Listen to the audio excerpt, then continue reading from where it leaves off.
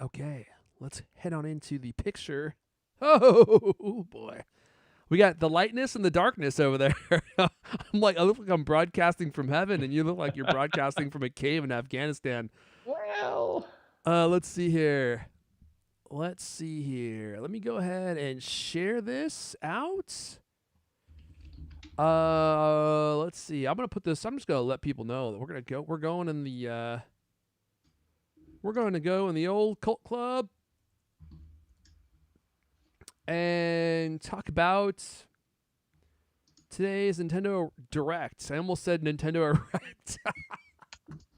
I mean, I don't know why that came to my mind. Hold on. I'm live with the amazing. I wish we could talk about what we were just talking about. Because that would actually be a great episode. Maybe someday. Maybe someday. you know what? You know what? After the fact, Yeah. maybe. Yeah. You know, Absolutely. Yeah. it might not be a bad thing. Be like, oh, what'd you do? Like, oh, this is what I did. Yeah. I think people would definitely want to hear You know the what? things that you're up to. Legitimately, a year from now, I wouldn't feel so bad about talking about it. So, All right. Well, to be continued then. We'll tell you guys about what we were just talking about a year from now. in 1 year, Uh reacting to today's Nintendo Direct. Man, I just love talking games with my old pal, the amazing Aaron Hughes. It's great to talk about games again, isn't it? I really miss I it. love it. Let's see here. Absolutely love it. Well, and with for us, like we met at PAX, and we loved going, even if it's not like they had game announcements there realistically, but we would just love going to see the games and just discuss and see even some of the indie stuff that you'd find there. And today Nintendo had their big Nintendo Direct, and I gotta ask you, Erfan, Yeah. what did you think? Was there something that stuck out to you? Oh, well, there was so much that stuck out to me. Hold on one sec. Before I answer that, I screwed up my tweet, which I hate when that happens. There we go. I wish Twitter would just give us a gall darn edit button and create a versioning system so that there'd be like a little icon that said this tweet was edited, and then you could go in and see what edits were made. Problem solved. Yeah. Then you could see what happened, and if you retweeted it, you could be like, well, I retweeted version 4. I didn't know he was going to change I love coffee to I love World War II Germans. It's like, then you'd be saved. Maybe that was a stretch. Yeah. Okay. I think we're good to go. Let me bring up my list. Where's my phone? I made a list of all the things I thought was interesting. And we're coming off of today's live Nintendo Direct. This is the first one. I guess this was the first full Nintendo Direct in 500 days. Does that sound accurate to you? It was a long time because they've had direct minis where it's like, hey, it's a 10-minute little preview. And it's like, oh, that's great. It's like this one's focused on Smash Brothers. This one's focused on Mario. And then this one was a 50-minute long preview where they talked about a lot of games, not just Nintendo related, but a lot of third party and some indie titles as well. Yeah, it was jam packed. I only made notes probably about, I don't even know, half of them, maybe, probably less.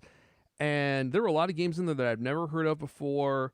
There were some announcements that they made that I wasn't expecting. I thought what they did with Breath of the Wild was actually, even though it wasn't what I wanted, I was happy that they did something for it, because we've all been wondering, when did they announce Breath of the Wild 2, or when did they show that trailer? How long ago has it been? It's probably been 6 months, I'm going to guess. No, it's actually almost been 2 years. Since they showed the trailer? Well, it wasn't a trailer. It was just like a proof of concept sort of thing. And I'll take a look while we're talking here, but I'm pretty sure it was E3 2019. No way. We're talking, I mean, I know it's February, I guess June. So you're talking, 20 months since they had shown that, and like I said, I'll check just to make sure that I'm not. Yeah, go ahead and pull that up if you would, because it doesn't seem like it's been that long. Let me ask you real quick. So they came on, they said, hey, we're not going to talk Breath of the Wild 2 right now. We are going to talk about it later, though. We are going to talk about it later this year. First things first, what did you think about that? Like, were you excited that you are going to find something out about it this year? Or was it more like, you're teasing me, like, give me a little bit more? Yeah, so I'm hoping that they announce the release date at the end of this year. I'm kind of thinking they're going to release it around November. What do you think about that? The trailer or the game? I mean the game. I think the game is coming out this year. Oh, You don't think so? I no. If I were to guess, Breath of the Wild 1 came out in March 3rd, 2017. So you're thinking So if I were to 2022? guess, it'd be a 5-year thing. But here's the thing. Breath of the Wild was a completely new game. They already have it built and they're going to reuse a ton of it, I'm guessing.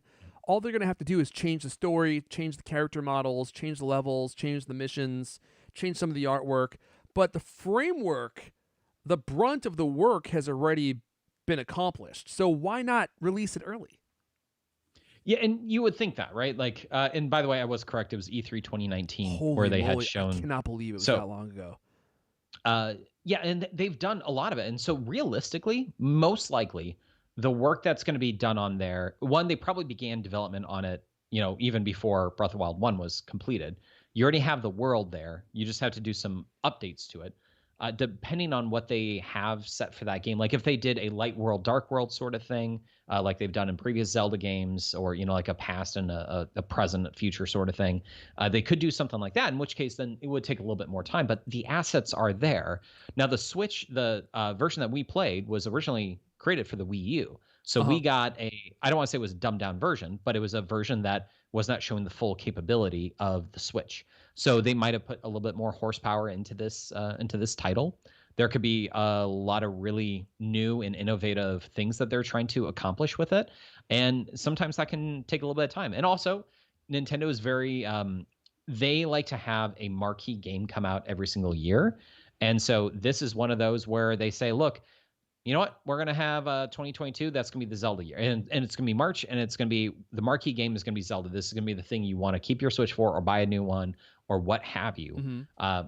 The only downside, though, is that does leave 2021 without a big marquee game, because everything they showed off today in the Direct was awesome, but there wasn't a game where it said like, hey, this is coming out in 2021, and this is a game that people are clamoring for. There was no Metroid Prime 4. There wasn't a brand new Mario game. It was there's a lot of like, oh, these are fun games that these will keep me entertained, but there wasn't one that stood out to me where I said, oh my goodness, I'm so glad I have a Switch, or I'm going to tell people they should buy a Switch because this game is going to be awesome. Yeah, same here. I think that's why we're gonna get more announcements after, well, when we get closer to the end of the year, because I was thinking about it. So January, February, March, April, May, June, right? So this is all the games for the first 6 months of the year. And I can understand why it's not very exciting. They're probably saving their powder for the Christmas season where they're going to release a lot of their big games. That's why I was thinking maybe Breath of the Wild would be announced sometime around then.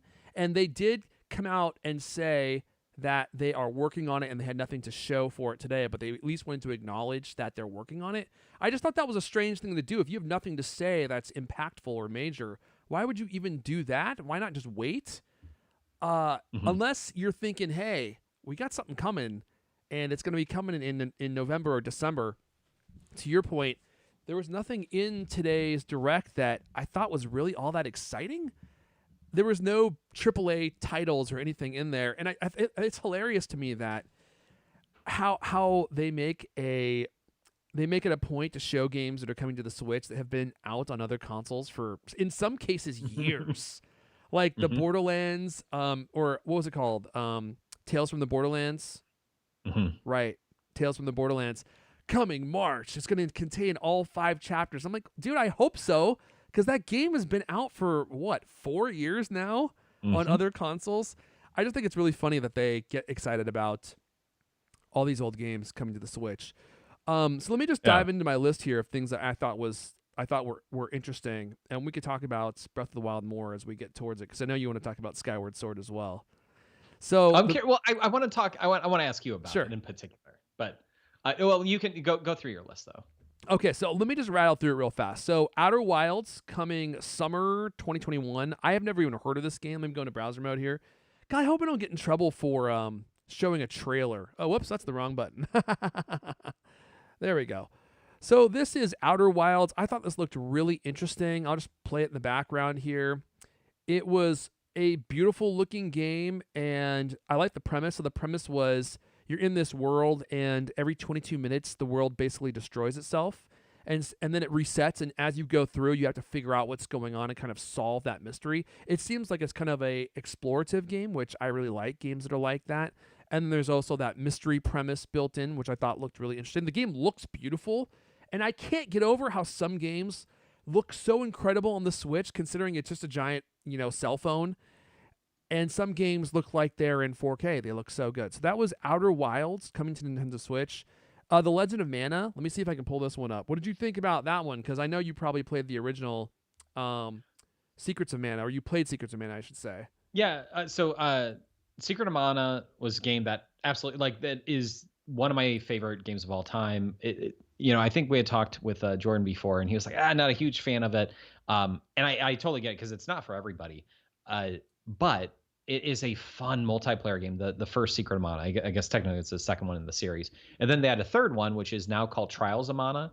I played that. That's also a lot of fun. It's very similar in gameplay, so it makes it very easy to just kind of keep going. Legend of Mana, though, that came out on the PlayStation, and I remember I had rented a PlayStation at the time because I didn't own one. The whole console? I rented, yeah. It was, it cost like $20, right, to rent the console, and it's like, yeah, I don't know. Like at that point in time, you're like a tenth of the way there to purchasing the thing. But anyway, I digress. I remember playing it and being so confused about it, and I would have been probably like 12 years old or so, and I just remember trying to play the game and not knowing a dang thing that is going on. I haven't gone back to play it, so seeing it now, I'm like, oh, you know what? Maybe I'll pick it up. Maybe I'll pick it up on a sale, try it out, see if it's any good. It might be one of those games where I go back and I go, oh no, this was actually like a really bad game. But kind of hearing them talk about some of the improvements they did, it seems like it could be a lot of fun. Dude, it looks great. So I'm playing the trailer in the background as we're talking about this here. The game looks incredible. They did a lot of work upgrading this from the original to make it look good on the Switch. I kind of cut my teeth on games like this. Growing up, these are the kinds of games that I liked the most, these open world RPGs like Final Fantasy and stuff. So I'm definitely curious to see this game and possibly play it. But the thing is, dude, once you have kids, it's really hard to dump, I don't know, 150 hours into a game like this, especially because my kids aren't probably going to like this game. And I only play games that my kids like these days because then I can multitask and I can play games and be with my kids at the same time. So I thought this one looked good. I don't know if I'll play it, but I'm definitely interested in. The other one that I was really interested in, I can't believe that I'm saying this, dude, Mario Golf Super Rush. I thought looked good. There's just something about a golf game. I think it's nostalgic for me because every time a new console came out, they would always come out with some crappy golf game that you were supposed to be excited about. And I don't know. I think the idea of just hanging out, hitting a golf ball with all your favorite Mario characters, I thought that actually sounded appealing. It sounded relaxing anyway. Well, it was fun too on the GameCube. The Mario Golf Toadstool Tour, I think was the name of it. I remember actually I've been 21 at the time and having a few beers and playing 4 players like on a Friday night. Obviously like super popular, seeing how that's what I was doing, but it was a lot of fun. I remember enjoying that tremendously. And I loved the fact that they have a mode on there where it's 4 players playing at the exact same time. That's one of the things about, I'd played Tiger Woods for the Wii, and I'd played with 3 other people, and you would actually play at the same time. So you'd hit the ball at the exact same time. Now, since then, there's a game called Everybody's Golf on the PlayStation, and it is a lot of fun. It is a semi-arcade. It's not like, it's more simulation than it's arcade. But when you play that, and I've played it online with some friends, it is one at a time. And golf, I cannot watch golf on TV. It's just like, it's boring. I'm not a big golfer myself, but playing golf, if you're watching somebody else play, they have to sit there, line up their shot, they have to go do this, and then you're just like, oh my god, hurry up. With Mario Golf, the fact that you're playing at the exact same time makes it a lot easier, because that way you can just go, you can play, get your shot done, and then you can be like, oh, hey, are you done? Oh, yeah, you are. Great. We're going on to the next hole. That makes it fun. Like, that actually makes it, you can go through 9 holes in 20 minutes as opposed to 9 holes in 30 or 40. Like you said, you have kids. You don't have time to, fiddle around with playing that online. Yeah, I can't be playing golf for the next hour and a half. With golf, it's funny. I'm not a big golfer either, but the idea of just being on a big open green and hitting the ball around, it's quiet, it's like relaxing. That's the appeal of golf to me, and that I think is kind of why I like games like this. And I was just looking at the open world that they were showing in the trailer, and it looks beautiful. You're there with Mario, all your favorite characters. So for me, I don't know if I would actually buy this game, but it definitely looked interesting to me. Let's see. Okay. That's one of those, like, for me, there are games where you look at, and most games are $60, and you look at and you go, okay, this is a $30 game. Like, this is a game I would spend $30 on, and when it hits that price, yeah, I'll probably pick it up. But Mario Golf at $60, no, thank you. Oh, dude, if they charge $60 for it, they're out of their mind. There's it'll be 60 no. easily. You think so? Oh yeah, yeah. That seems a little expensive. Okay, so the other thing that I was definitely interested in was, let me go into browser mode here. Where am I? There we go.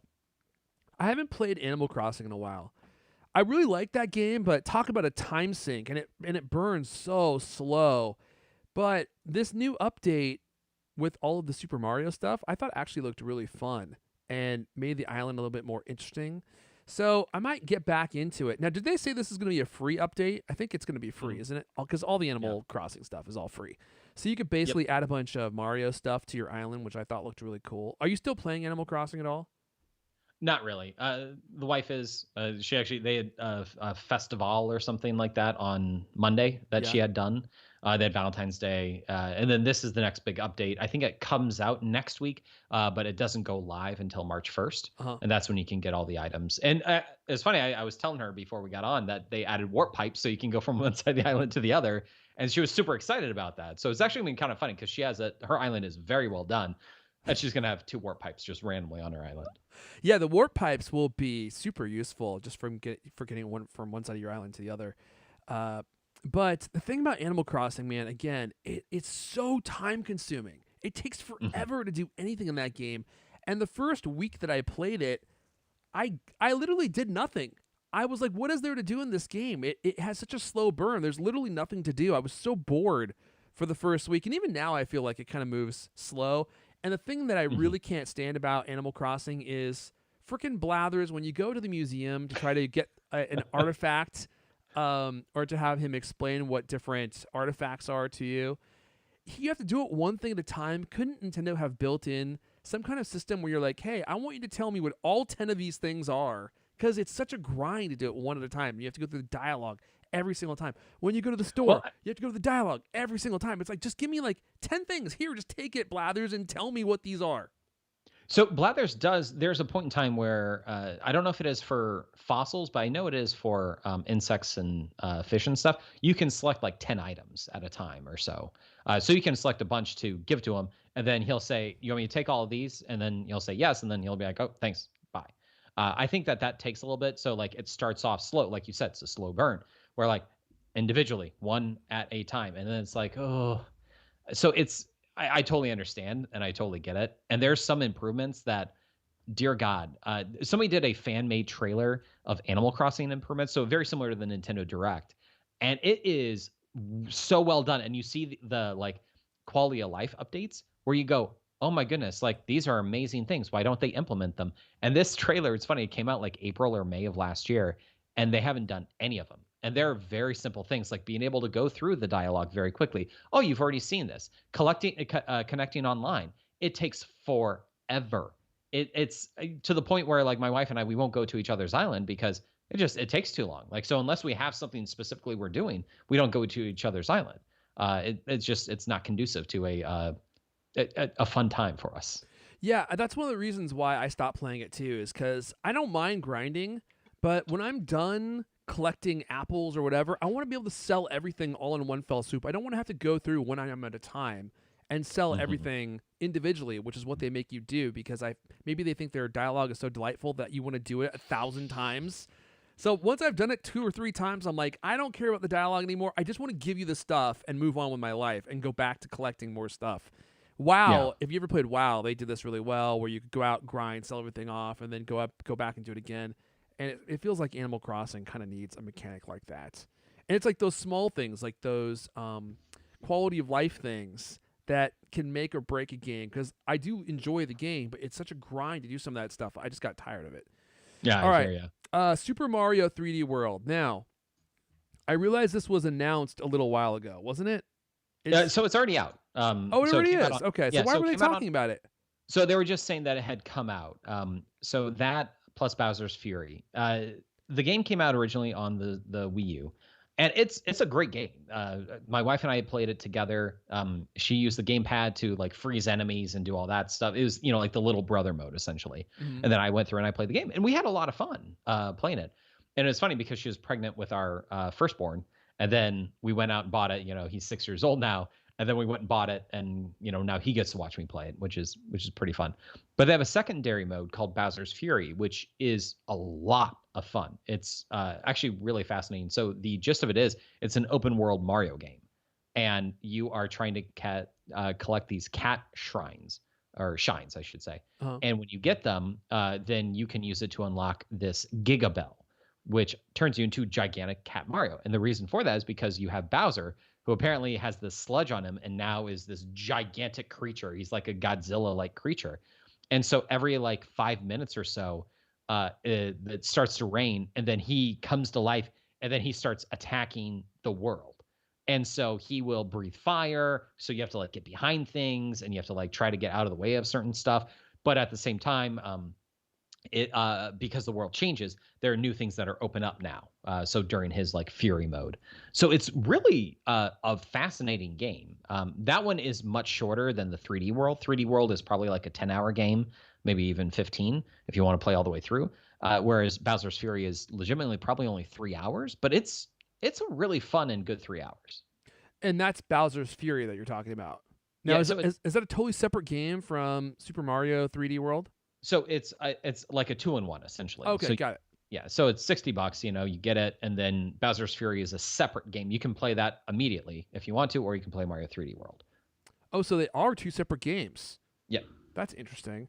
It looks fun. I'm just looking at the trailer here, and it kind of looks like an open world game, but some aspects of it are not open world. Is that right? Or is this like a traditional Mario game where you're just going through levels and... Well, Bowser's Fury is open world, whereas Mario 3D World is a traditional Mario game. Got it. Okay. All right, so that's Super Mario Brothers 3D World, which I thought looked really good. And since I already own all the other Mario games, I have a feeling that one will be next on the list. Another game that I know is out, but I haven't played yet, and so I wanted to bring it up just to see what you thought about it, and that was Hyrule Warriors. Have you actually played that game? I have. So I had played, these are the Dynasty Warriors series of games where it's like 1 versus 1,000, as they had said. You are one person, there are 1,000 people, and you just start attacking them. And then you go to a little like keep, essentially, and there's a boss, and you defeat the boss. Now that keep is yours. And then you go through, and there's little bosses on the land, and you try to take them down. And it's a fun game. It is very repetitive, though. Huh. It's essentially, think of it as a very repetitive hack and slash game. And hack and slash was already kind of repetitive. This is a very repetitive one. It's fun, but at the same time, I can only go through one level at a time because they're about 20 minutes long. So I go through one level and I'm like, all right, I'm good. I don't want to play another one. Like I'm just kind of a little bored by the gameplay of it. It is enjoyable, though. They announced some DLC for it. I had purchased DLC for Hyrule Warriors, the first one, and it was fine. But having played Hyrule Warriors, Zelda, or Fire Emblem Warriors, and now Hyrule Warriors Age of Calamity, I will say I'm not going to purchase the DLC for it. But that's just because, it's the same type of gameplay. You know what you're getting, and I've had enough of the cheeseburger. I don't need to have a double cheeseburger. So it's like the same game. They just keep changing the franchise, which is involved in the game. That's really funny. Wait a second. So I'm totally confused as to even how this game plays. Is it like is it like Breath of the Wild, or is it on rails? What is the gameplay like? So it is set in Breath of the Wild. So when you boot it up, you will be like in Hyrule Field. So you'll be like, I've been here. I know this place. And there are 500 moblins in front of you. And so like you attack them, and you'll attack like 6 of them at a time with your sword. And you're just running around like in Breath of the Wild, attacking just them. Run around. You're attacking them with your sword. You can take out your bow and arrow. You can take out a bomb. Whatever you want, and you can just take them down. And then you also have you can have a second player. Huh. And so you can have a second player go and assist you with it. And it's a lot of fun. Like Anna and I have played it together, and we really enjoyed the first one. And then we started playing this one. And I don't know if she was like, like I want to go back to Animal Crossing, or if she felt it was a little too violent, because you're actually using your sword on like, a goblin-like creature. And then the boys are watching, and she's like, we maybe it's teach not them to be nice to goblins. Exactly. Goblins are people too. All right. I don't think they are, but they used to be elves. Yeah. We want to be nice to elves too, and even if you're not an elf anymore, we still want to be nice to you. It's enjoyable. I would say I could see you enjoying it, but it's not one I would tell you to go out and get. Okay. Well, at least I know what the gameplay is like, because I was thinking it was more like a churn-based game or something. No, hack and slash. Think of it as a hack and slash game. So isn't this basically like, those modes that they include in games where it's just endless enemies? Yeah, it's similar to that. Okay.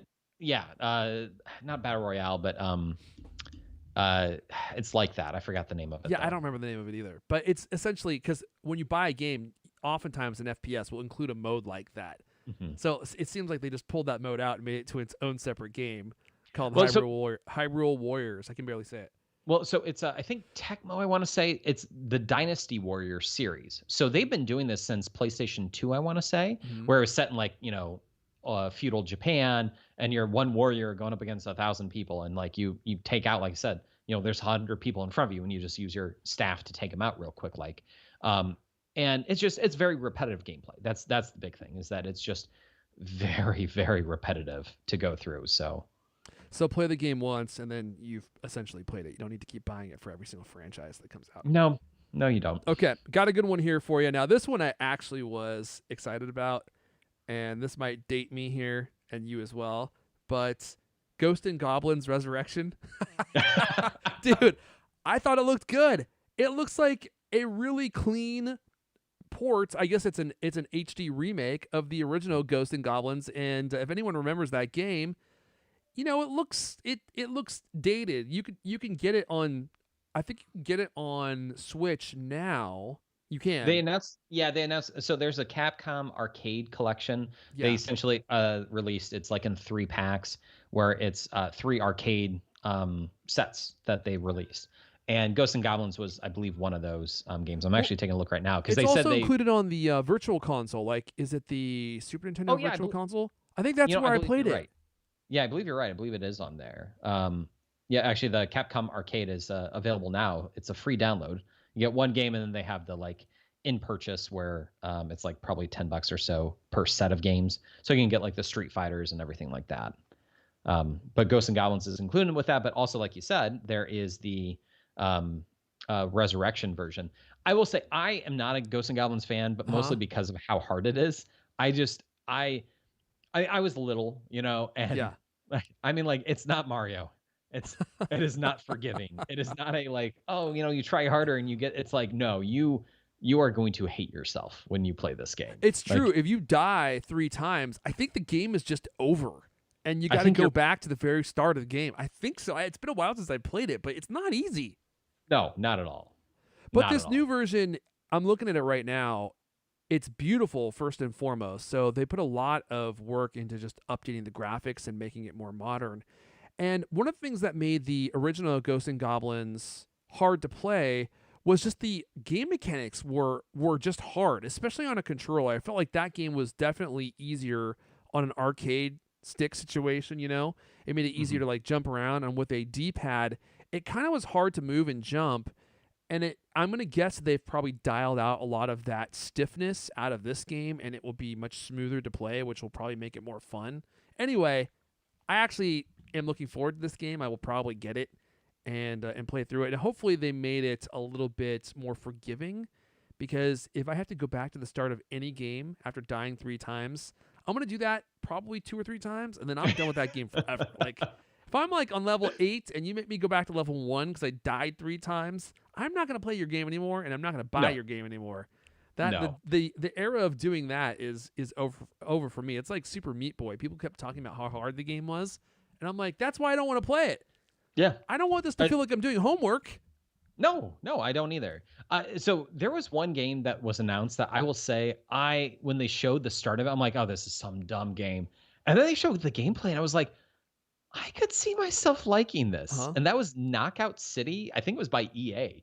And it looked like it's an open world dodgeball game where What? it showed. Yeah, so Knockout City. So in the trailer, it showed like it looked like somebody from like Team Fortress 2, and they had somebody that looked like from WoW, where it was like a stereotypical goblin, and they had like a pixel princess.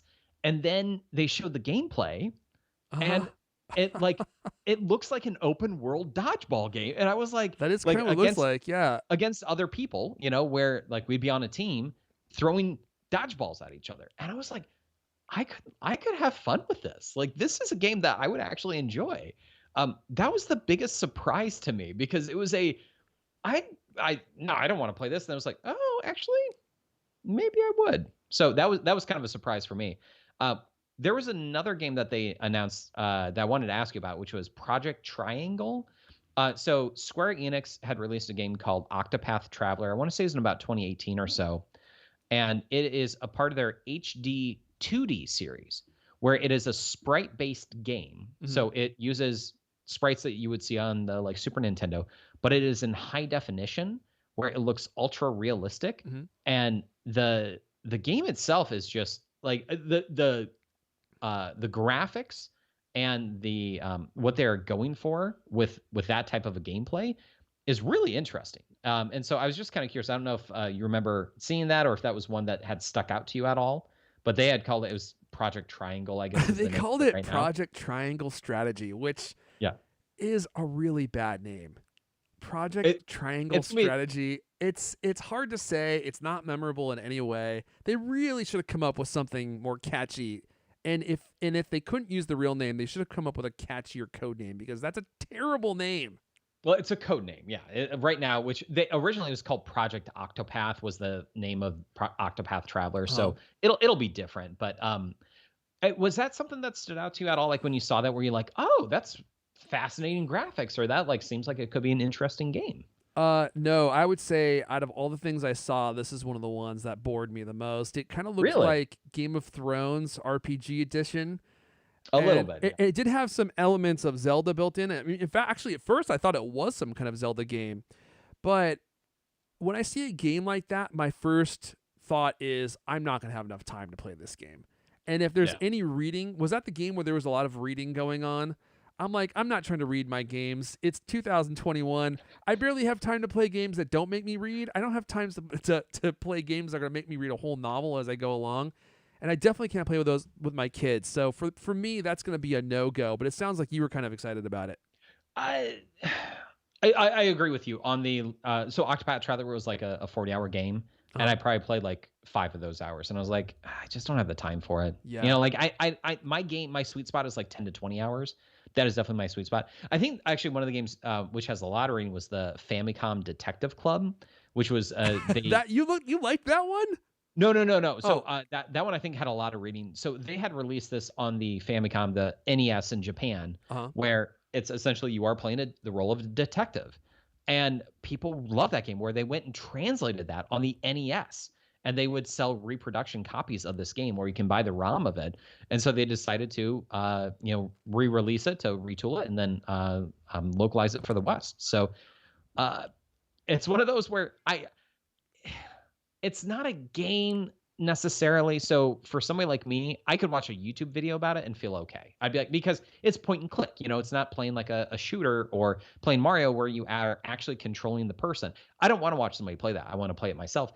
With this, you're essentially watching a TV show. And so like, I can just watch that. I don't want to pay $50-$60 to play it when I can just go into YouTube and watch somebody else. Just watch somebody else play it and watch it for free. Yeah. That's actually a really good point.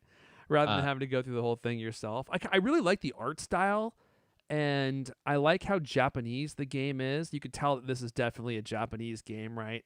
And that Japanese people probably like this a lot. But yeah, as far as games I'm interested in playing, I have absolutely zero interest in this game whatsoever. It just looks way too time-consuming and way too dry for me. So, and there were 2 other games I want to mention. So Fall Guys, which is a lot of fun. I had it on the PlayStation. It's on PC as well. I hope they do crossplay. That comes out this summer. A lot of You were fun. excited about Fall Guys. Okay, Yeah. interesting. Was that Fall Guys 3? No, so Fall Guys is Ultimate Knockout is what it's called. So Splatoon 3 they had announced, but that also doesn't come out for another year. So it's like, that's cool, but I have another year until it comes out. But the other one was No More Heroes 3. So I've played No More Heroes 1 and 2. They're very sophomoric humor type of games. They are enjoyable, but they also are a product of their time. They came out like 10 to 15 years ago. Uh-huh. So some of it is a little cringeworthy with some of the jokes that are made. The main character says to the female, I don't know, protagonist, I guess you would call her, or female lead. He'll be like, hey, if I do this, will you let me do you? Like, he'll like. That's a very 80s joke, or maybe 90s at the latest. Well, and like I said, this came out in like 2009, maybe. Yeah. I want to say so. Like the No More Heroes 1 did, but like you're an assassin. You're going around to killing other assassins. You want to be the #1 ranked assassin, and you're like, hey, if I do that, will you let me do you? And it's like he's saying this to this girl, and she's like, oh sure, I guess, like, and then like he says things, he does things that are very, like I said, sophomoric in their humor. At the time, I thought it was hilarious. Now I'm like, well, you were a sophomore. When I was a sophomore, yeah. And adulting. I thought that was, but like now it's like, No More Heroes 3 though. I mean, but it was also a fun game, and this looks like it'll also be fun. Now, I think we buried the lead long enough because I want to ask. Well, you know what? So did Nintendo, man. I couldn't believe how long they made us wait to talk about anything interesting. Like, when you watch most shows today, they put everything interesting right up front because they don't want to lose you because everyone's attention spans are so short. Nintendo doesn't do that, and I think somehow it works for them because people expect all the best stuff to be at the very end. Mm-hmm. Now, they did the one more thing, right, with Splatoon 3, but before that, they had mentioned Breath of the Wild 2, news coming later this year, but they announced Skyward Sword, Zelda Skyward Sword. So, first things first, I don't know did you ever play Skyward Sword for the No, Wii? In fact, I would say I didn't play most of the older Zelda games because I just didn't own a Nintendo. Mm-hmm. I was an Xbox person. Occasionally I would play PlayStation, but I didn't own a lot of. So after N64, I don't think I bought another Nintendo console until the Switch, I think. Wii U. Oh, the Wii U. I forgot about the Wii U. And actually, what am I talking about? I bought the Wii as well, but I don't even think about those when I think of Nintendo consoles because there was the GameCube as well. That came out after N64, right? Was the GameCube? Yep. So what am I even talking about? So the only Nintendo system I've never owned was the GameCube. But the thing about the Wii and the Wii U is I didn't really own those systems in their prime. I kind of got them at the end of their life, I would say. So I wasn't involved when all the games came out. I would just buy all the games used that I had heard about. So I didn't play a lot of the Zelda games, but you seem to be really excited about this one. Well, so I'm curious because I'll say my piece towards the end, but Sure. I'm curious from you because since you are going into this essentially blind, right? Like you Yeah. saw this. When you saw the trailer and you kind of heard about, you can either do motion controls or you can use the traditional control stick, button layout. Were you like, oh, this looks really cool? Like, what were your feelings about that? Like when you saw the game? It's hard for me to get excited about games that look old. And this game, I'm playing the trailer right now for those of you watching. It looks old. So it doesn't look terrible, but it does look like an older game. So right off the bat, it's hard for me to get excited about it, especially after Breath of the Wild, which was one of the most visually striking games I've ever played. But that said, it does look it looks like it's very similar to Breath of the Wild, which makes me more interested in it. And I liked how who was the guy who was talking about it? Eiji Anuma, is that how you say his name? Mm-hmm. Yep. First of all, this guy's got a great head of hair. Can I go back to this? Where is he? I just like the cut of his jib, man. He looks good. He looks like he cares about how he looks, and he cares about the quality of work that he probably works on. So immediately right off the bat, I was like, I like this guy. But the fact that he kind of gave some of the history of the game and tied it to Breath of the Wild made me more interested in it. And how some of the concepts that they worked in the Breath of the Wild were developed and released in this game made me think, oh, well, maybe I would enjoy this game. Now, the question is, how much is this going to cost? Because if this game is, I don't know how old. When did this game come out? 15 years ago. 2010. 2010. Okay, so 12 years ago, 11 years ago. I am not going to be willing to spend very much money on this game, and I have a feeling it's going to be $40. What do you think about that? It's 60. I just looked it up You're on Best Buy. kidding me. They're No, going to charge. that's not a shocker. Not a shocker to me. Dude, that's crazy to me. You're going to charge $60 for a game that came out 11 years ago? I mean, it doesn't even look like a remake. It looks like just a port. It does. So it's HD, which the Wii was not. So, the graphics theoretically will be better. They looked similar to me. Like, it did look like a port. $60 for this is a lot. They had released Wind Waker HD and Twilight Princess HD on the Wii U. Mm-hmm. And those games were $60 a piece. I actually thought, so what I had mentioned even before this began, I had said, I think that they're going to announce a Zelda 3D All-Stars bundle. So they had done that. There's Mario 3D All-Stars, which is 64, Sunshine, and Galaxy. For whatever reason, Galaxy 2 isn't there. And that bundle is 3 games, $60. So it's essentially about $20 a game. And, whatever. I mean, like, yeah, it should be cheaper, but it is what it is. Mm-hmm. You still get 3 quality games for $60. And I was thinking, you know what? Maybe they're going to release those 3. They're going to release Wind Waker, Twilight Princess, and Skyward Sword for $60. I think that they could do that, or maybe they would do a Ocarina of Time Majora's Mask bundle or something like that for the Switch, because I think that would sell really well. Nintendo, though, they want to get as much money as possible, and Skyward Sword HD will be a million seller, and so a million units at $60, $60 million, and they had to do very little work. Yeah, that's too much money in my opinion. I think the Joy-Con that they released, those look really interesting. I might be interested in those at $60, although they'll probably be 80, right? Isn't that how much the Joy? They're 70. Yeah. God, the Joy-Con. Nintendo's controllers are outrageously expensive. They make good controllers, but they are really expensive. And my Joy-Con have troubles connecting to my Switch all the time if I'm more than like 6 feet away. Do you ever have that problem? That might be a problem with the older controllers, like my Generation 1 Nintendo Switch. Maybe that's because it's older. Well, these look like really beautiful Joy-Con. I might be willing to spend the money on these, but $60 for the game, yeah, not going to work for me. Yeah, I'm going to buy the Joy-Cons for sure, and I'll buy the game too, but, So, all right, here's what I'm going to say. You're for sure on all of it, yeah. I am a Zelda fanboy. Yeah. Skyward Sword is the worst Zelda game I've ever played. Okay. And I'm not joking with that either. Like, I'm being dead serious. I never played the 2 DS games because they're just really hard to control, because you're using the stylus to move Link around. It's just, I don't know if you're picking up the. Yeah, I hear some kids having a total meltdown over there. I hope he comes busting in his underwear. They're running up and down the hallway because apparently they don't know that Daddy's on air. I need to have an on air sign is what I need. We need to get you one of those. Yeah, well, with all that cult money that you're getting, you need to. Oh yeah, dude, it's just I'll build you one out of money. How about that? I won't even buy you one. Yeah, just do that. So anyway, Skyward Sword is the worst Zelda game I've ever played, and the reason I say that is because the motion controls for it, they were forced, and the game was built entirely around using motion controls, where it was just it was frustrating at times because the Wiimote was not the absolute best when it came to 1-to-1. You would swing, and then maybe it would be a slight delay, or maybe if you swung down, he'd swing to the left and right. It was weird. It should be better because it is on the Switch, so that might make it a little bit more enjoyable, more fun, and also being able to use normal controller will probably help out a little bit with that.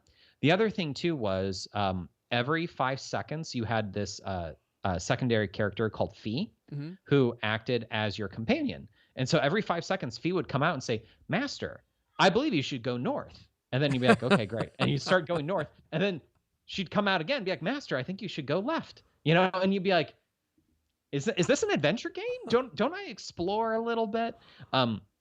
Every time you picked up an item, it would tell you it would stop for a moment, so that way you pick up the item and be like, "Oh, you've collected 5 of these berries," and it's like, I know, I collected one earlier. Like you collected a rupee, and it'd be like, "Guess what? You got a rupee," and be like, I just picked it up.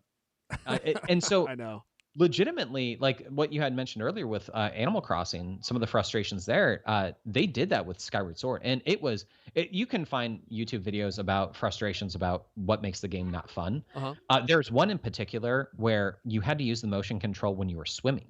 And so you would take the Wiimote. The Wiimote essentially would be Link. And so when you were swimming, you had to like tilt it down, and you didn't use the control stick. Instead, you would use the Wiimote, which was just frustrating. And it made the game not fun, in my opinion. You're really selling it here. I will say, I legitimately, during this one section of the game, it was close to the end, I almost gave up on the game. I was like, I don't know if I want to play this anymore. And yet you're excited to buy it for $60. So here's what I will say.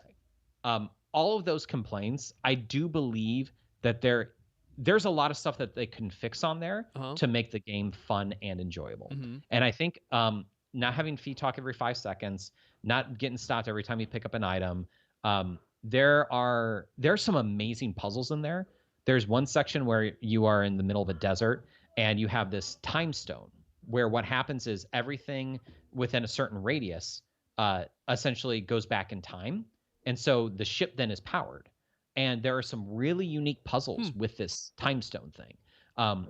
Absolutely love that. So there are some really fun gameplay mechanics within the game that unfortunately got slowed down by everything else that was going on in the game. That was the problem that we ran into, I felt. Well, but I'm excited for it. If they give you the option to not use motion controls, I'll at least want to try it, but not for $60. I'm kind of stunned that they're charging $60 for this game. It's crazy to me when people charge $60 for a port. The game's been out for 12 years. It should be a max of $30 or $40. Like, I realize that you made an HD remake, so charge $40 for it for the work. Sure, I understand that, but $60 is a full price game. And you're going to charge $60 for a game that came out 12 years ago because you made the graphics better? Now, they didn't say they did anything else to it other than that. And they talked about how they mapped some of the motion controls to the joysticks. Well, that's cool, but it's not $60 cool. No, I agree.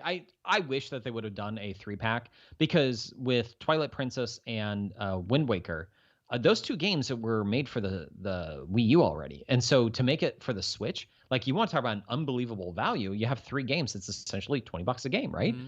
And plus Skyward Sword, which hasn't been released yet. I think that would have been a much better sell. And I think it would have been way easier for people to pick it up. Someone like yourself, where maybe you want to play a Zelda game. You're really excited for Breath of the Wild 2. I'm starting to think now, because Skyward Sword HD is coming out this year, I kind of feel like maybe it's the That's actually a great point. Yeah. Why would they release 2 Zelda games in the same year? Yeah.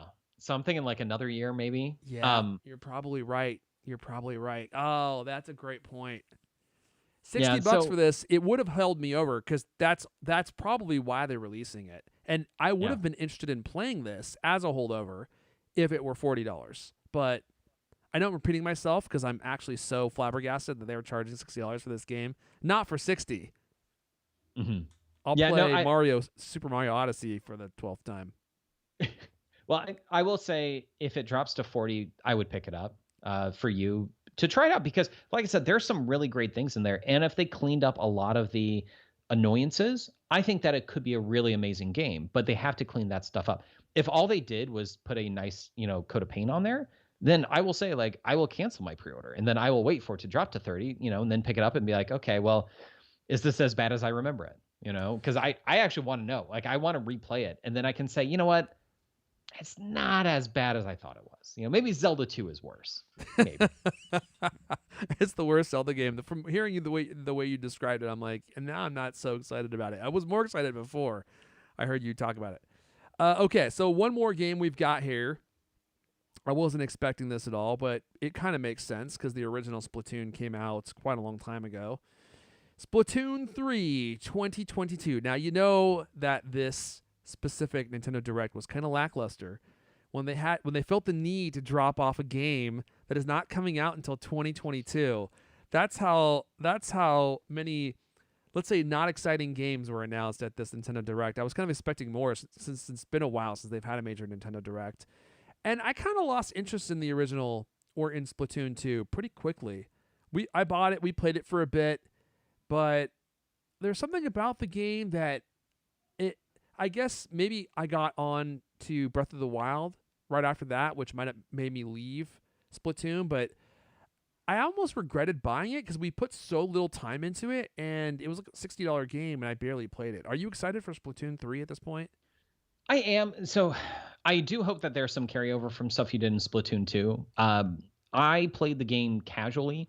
So they do what are called Splat Fests, Yeah. and they would do it once a month typically. And that's when I would play the most. So essentially, it is gang warfare. You pick a side. They'd done this actually with the Wii U, which I loved, where they actually did real things like you picked a side between Autobots and Decepticons. Mm-hmm. And you would wear then a Transformers t-shirt, which was really cool. So you could be like, Huh. all right, I'm going to be an Autobot. And then you were Team Autobot for that weekend. And then every time you played, you would be on a team of Autobots and you would always take on teams of Decepticons.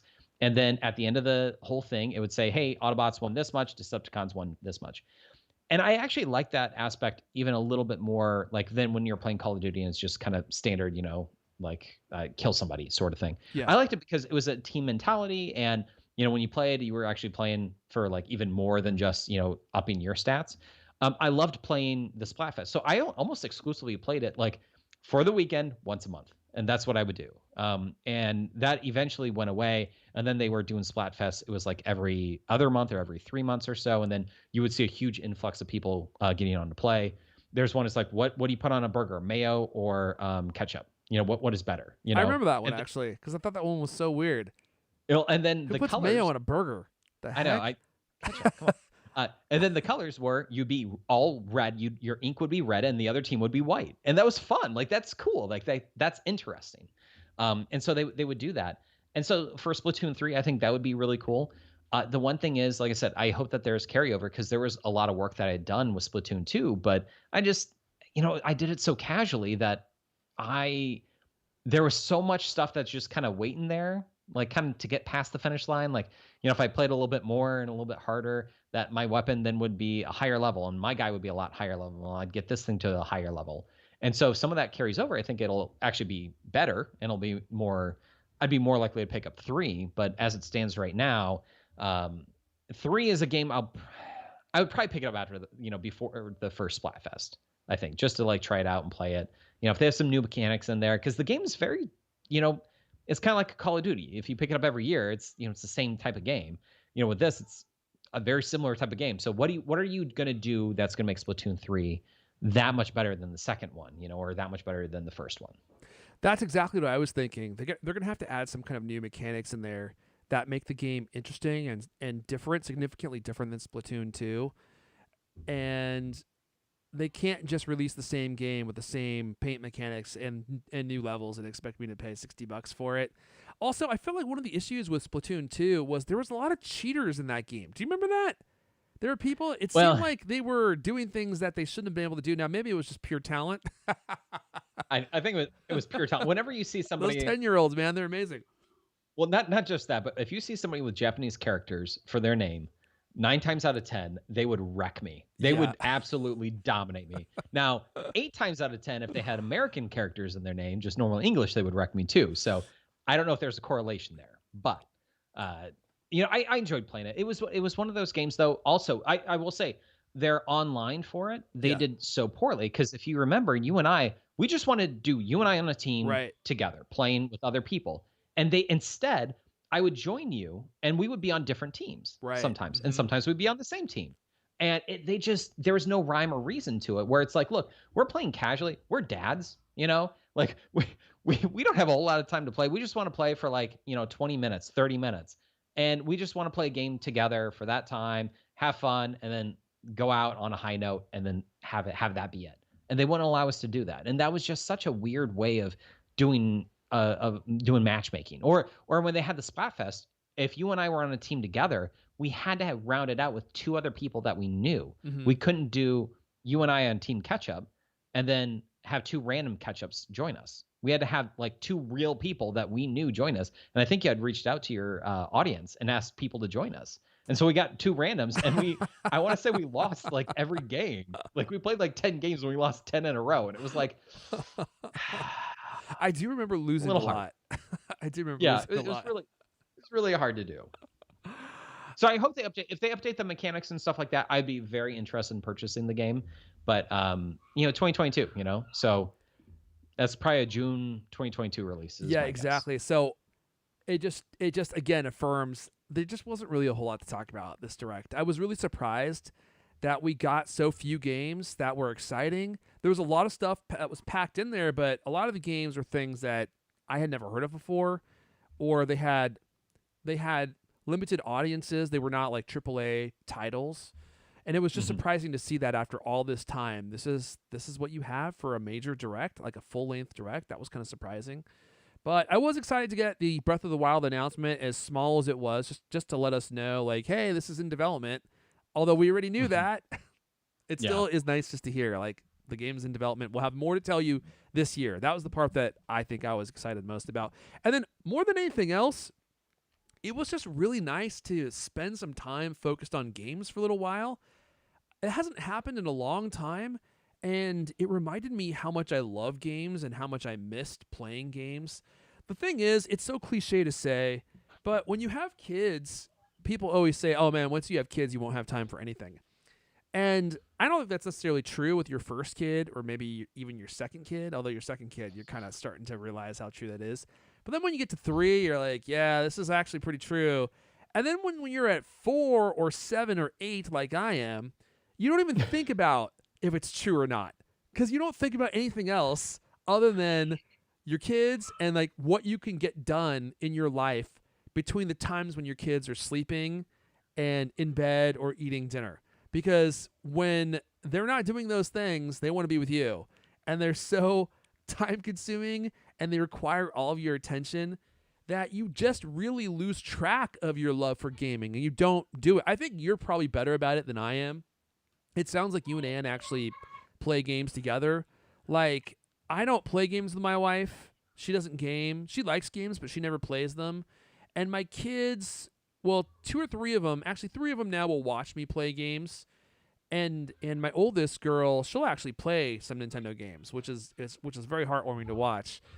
But I can't play anything that is not suited for a younger audience, which is one of the Yeah. reasons why I need to get a TV in Cult Command Center. I keep thinking this. I'm like, dude, I should get a TV out here so that I could You stream games should. again and actually enjoy games again and play stuff that maybe my kids wouldn't be interested in. And of course, my problem is still time, right? Like, how Yeah. do you get the time? Especially if you've got The 6 time is jobs. the biggest thing. Yeah, right. The time is the biggest. That is the biggest thing, and you can't get your time back. Yeah. Plain and simple. So I totally hear you, and that's why even like Mario 3D World, I wasn't gonna buy that game. Like I was like I already played it on the Wii U. I'm not gonna rebuy that game. And then like my oldest was like, I really want to play this game. He would see advertisements for it or whatever, like through YouTube ads. And I was like, all right, you do good at school. And like we rewarded him essentially. Uh-huh. And so he did really well for a couple of weeks. And then so we said, all right, fine, we'll go buy it. And I went there, I let him like pick out the game and, the joy of actually purchasing a game and have it be, his quote unquote. Oh yeah. And Especially at his age. It was, yeah, like it was really cool. And so then I played it with him. So the games I play with him, it's Luigi's Mansion 3, Toad's Treasure Tracker, New Super Mario Brothers U, Mario 3D World. It's those games, and I'll play Zelda, Skyward Sword. In fact, one of the reasons why I was like, oh, I'll get is to play with them because I think while it is a little violent because you are using a sword on like goblins and stuff like that, it's okay enough where like they see that in some of the cartoons that they watch. It's not like that bad. As long as they don't try to start stabbing people, I guess, hopefully. Well, that's I what don't know. happens when you watch Find too out. much Zelda. You think That's I what should I start hear. stabbing people. You know what? With the 300 hours you put in Breath of the Wild, I'm surprised you haven't yet. Well, I have. I've stabbed a few people, but no one's found out about those people. I stabbed them so good. Yeah, man. So all in all, yeah, go ahead. I will say there are some exciting announcements on there, but because it had been so long since they had a Nintendo Direct, they would never live up to the hype. People were talking about, oh, they're going to announce Mario Odyssey 2 and they're going to announce Metroid Prime 4 and Oh Smash man, 2. that and would have all been this other stuff. amazing. And it's like, no, they're not going to do that. Or Mario Kart 9 was the one that was trending. They're like, it's going to be Mario Kart 9. I'm like, no, it's not. But there was some stuff to be excited about, I think. And as you had mentioned, it's really all the stuff they talked about was kind of first half. There's some in 2022, but a lot of it was first half stuff. And so, we'll probably get another Nintendo Direct, maybe even a smaller one, a few months, 6 months, maybe down the road. And then they'll talk about some of the bigger games coming out for Christmas season. That's when, a lot of the big releases That's going to be the happen. big one. The Nintendo Direct for that one will be like the big one that we're all going to be interested in. Man, Nintendo is just, they're killing it, man. They're making so many great games. It's the only console I play right now. I don't even touch my Xbox anymore. I didn't even bother getting the PlayStation 5, and I haven't touched my PlayStation 4. All I play is Switch. I'm playing I'm playing through Luigi's Haunted Mansion. That game is so friggin' good. It's like a pure joy to play, and my kids love it. They call it Gooigi. They're like, let's play Gooigi. And we go through all the different levels and we hunt down all of the elevator buttons, and they love it, man. It's just such a good console to get if you have kids, especially. I don't know if I'd get it if I were just playing like third-party games, because all you get are old ports like Tales of the Borderlands. I don't know why people get excited. Huh? Borderlands 1 and 2, they released that on there, So did they not if you release want to Borderlands 3? That again? Is that No, available on not the Switch? No, they didn't. It's funny. Maybe it's not powerful enough or something. That's hilarious. No. All right, well, I think that's gonna wrap it up for this episode then, Aaron. We've gone like a full hour here. Oh man, we're longer than an hour. We're like oh my gosh, like an hour 15 minutes. We should come back though soon and talk more about our favorite games across the different consoles, because I feel like we touched on that when we did our episode with Jordy B. But we didn't really dive into it that much. I feel like we kind of got off on a tangent. We never actually went through and talked about all of our favorite games across all the different consoles. You should have him on. That'd be kind of fun. I think, to have a third person to talk about Great like idea. their NES or Super Nintendo favorites. Because I think him and I actually might be really similar. But it'd be interesting, to kind of like compile our list. What is the number one for you? Is it Zelda? Is it, Final Fantasy? What is it? Yeah, I think you're right. You guys have a lot of video game stuff in common and have played a lot of similar games. It's weird. I feel like I played a lot of games across all the different consoles, but I didn't play a lot of different games on those consoles. There were like specific games that I played a lot of, and then I would move on to the next console when it would come out or something. Like on the Nintendo 64, literally all I played was either GoldenEye or Perfect Dark. That was pretty much it. There were probably a couple of others, but for the most part, those are the only games that I played, and I played those games for like hundreds of hours, maybe even thousands of hours each. Yeah, go ahead. I have something I want to show you. All right, so I went to my parents' house for a family thing, and my brother had said, hey, I don't know if you knew this or not, but you kept all of your Nintendo 64 boxes. I was no, I didn't. I was like, no, because I remember getting like Super Nintendo games. You'd rip it apart and then you'd throw the box away, right? Because it's cardboard. You don't need it. The Sega Genesis, I love the fact that it had clamshell design, so you could go and open and close it. So my brother's like, no, you kept them, and Mom and Dad kept them in the basement in a box. So I don't have every 64 game, but you know what? While we're ending here, I do have something I am going to show you. All right, let's see it. Because this is pretty awesome. All right, let's see it.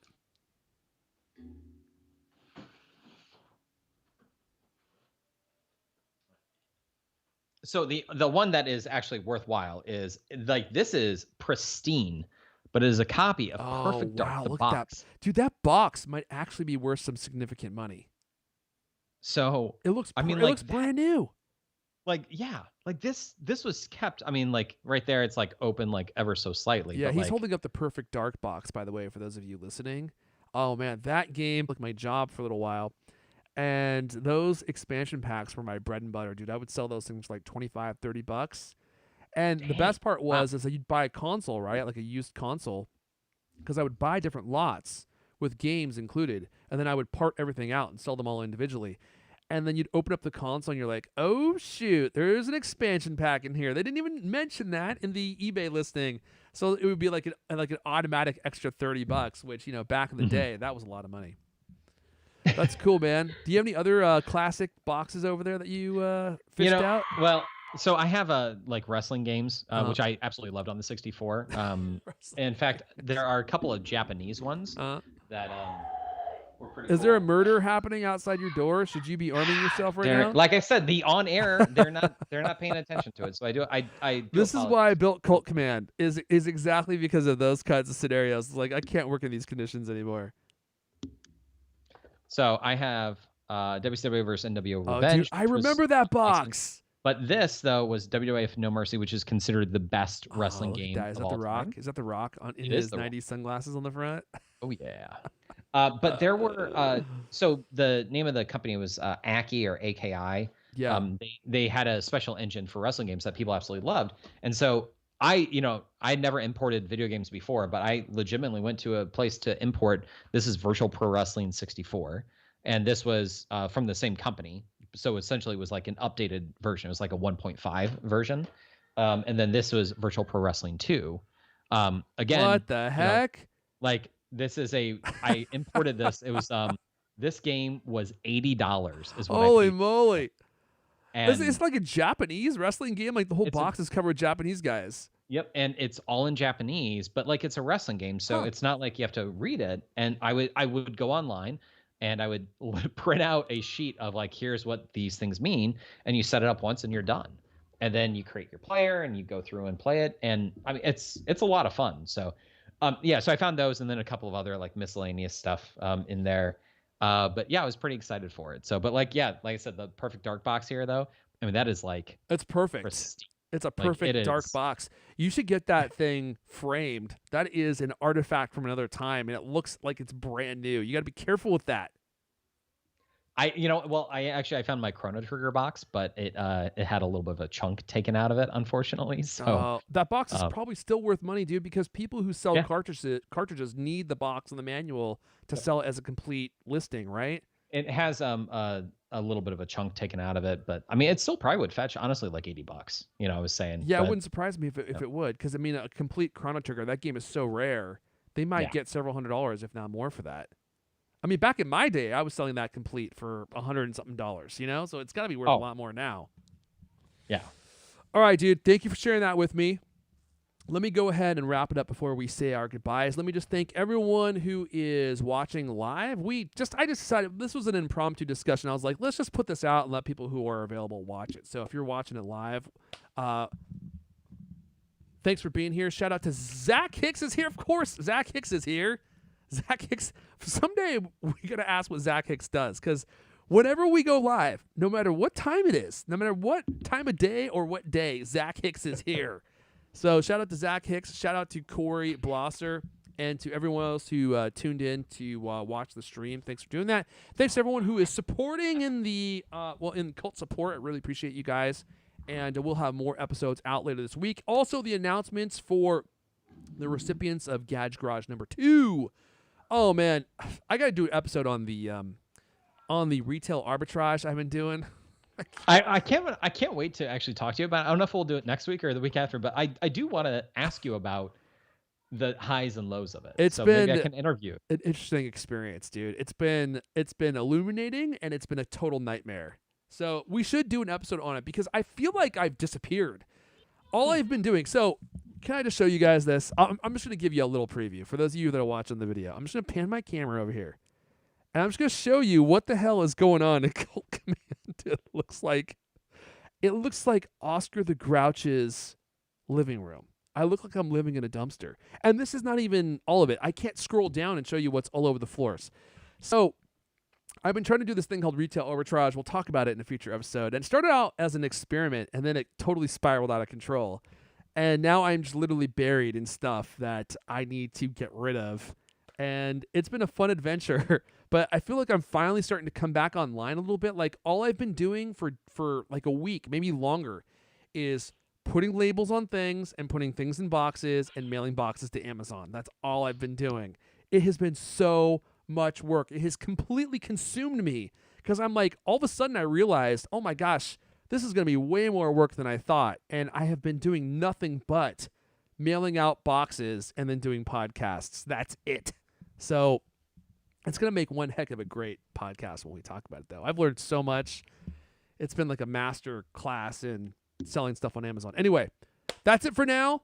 I'm going to go ahead and hit the stop streaming button. Thanks for stopping by, guys. Zach Hicks says, great hanging out with you guys as always. Great hanging out with you, Zach.